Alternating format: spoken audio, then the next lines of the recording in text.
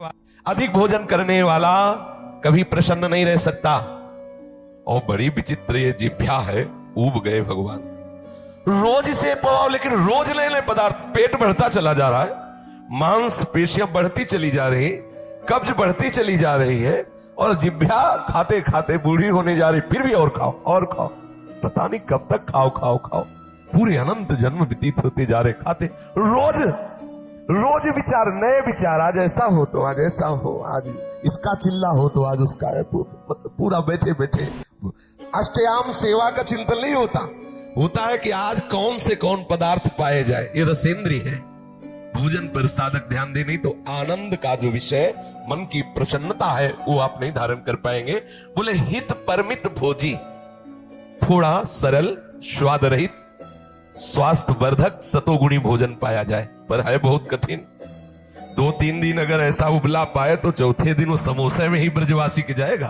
तो देखो अब जो कुछ हो 2-4 ले आओ, और फिर वो अरे सब ऐसे ही चलता है। वो मन पूरा उस समय उपदेश दे करके हमें फंसा लेता है।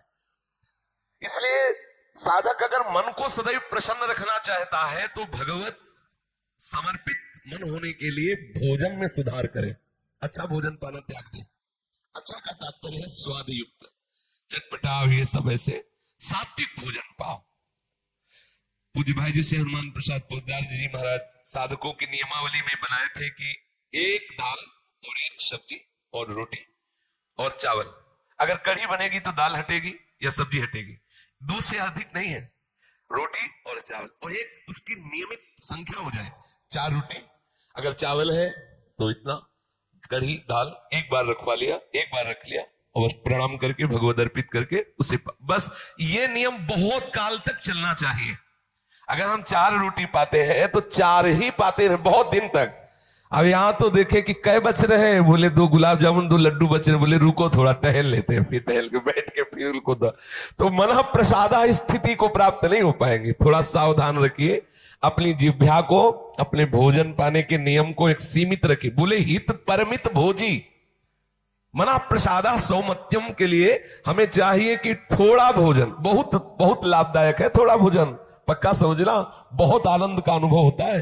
कभी कभी बहुत गुस्सा आती है इस जिह्वा पे कि पूरा जीवन बर्बाद कर देती है, कभी भजन चैन से नहीं करने देती। देखो थोड़ा भोजन पाओ, जितने से आपको भोजन का ध्यान न रहे।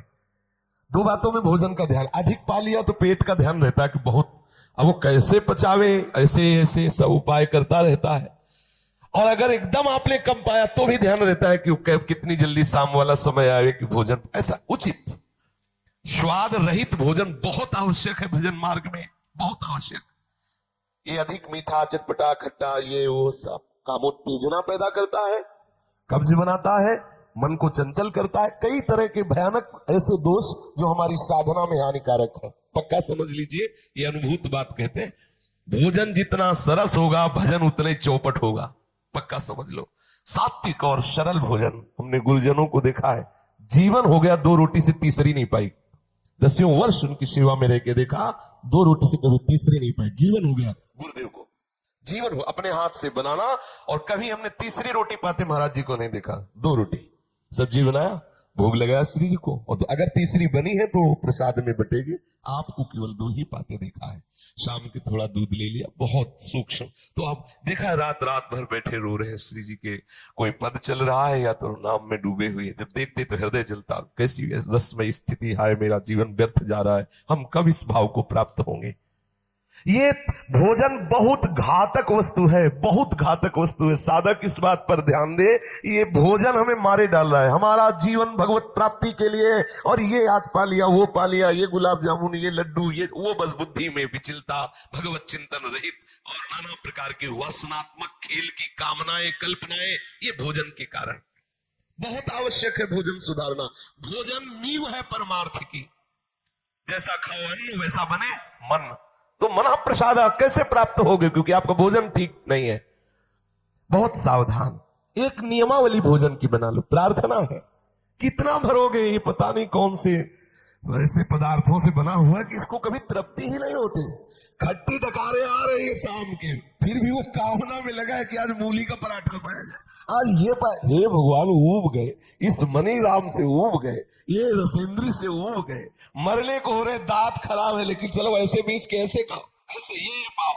बचो, इस चाल से बचो। भोजन को साधक एक नियमावली बना लो आप कि मुझे अगर चावल मिलेगा तो महाप्रसाद मिलेगा तो इतना, सब्जी मिलेगी तो इतनी, दाल इतनी, रोटी इतनी, बस एक बार लेना सीखो। ये बार बार परोसना, बार बार रसोई में, ये उनके लिए जो खूब मेहनत करते हैं, गृहस्थी में है, चलो जैसा विरक्त साधक को या भगवत प्राप्ति के साधक को एक बार थाल में रखवा लेना चाहिए। 4 रोटी 5 रोटी सब्जी दाल, इसके बाद राधे श्याम आप अपना कार्य देखिए, हमारा पर्याप्त हो गया, हम धीरे धीरे भगवत स्मरण करते हुए पालेंगे। एक बार हमने देखा है परमहंस महापुरुषों को, संतों को, एक बार में क्या होता है, हम अपने को संयम में रख पाते हैं। एक बार बोल दिया हमें 4 रोटी रख दो, ये रख दो, बस ठीक चलो जाइए, या तो मधुकरी करते हैं तो अपने अनुकूल प्रसाद।